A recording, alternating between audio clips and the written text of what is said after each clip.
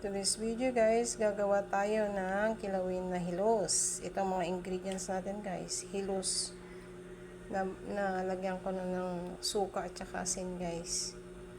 Ready na din. Ito naman, cucumber, calamansi juice, kamatis, at saka onion. Start na tayo guys. Mag-mix. Ito na guys, maglagay na tayo ng mga ingredients. Ito, sibuyas, kamatis, cucumber,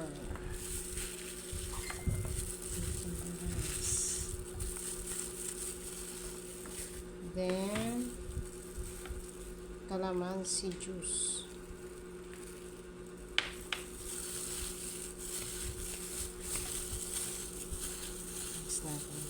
Guys, naka-plastic ako. Asin. Kunti lang asin guys. Tapos lagyan natin ng paminta. Kunti lang. Baka maanghang. Kulang ako ng sili guys. Kasi walang sili dito. Tsaka dahon ng sibuyas. Yun ang kulang. Pero masarap ito guys. Halo-haloin. Ito guys.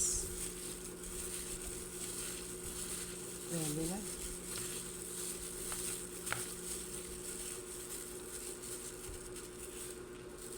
That's it guys. Ready to serve. That's it for today. Thank you so much.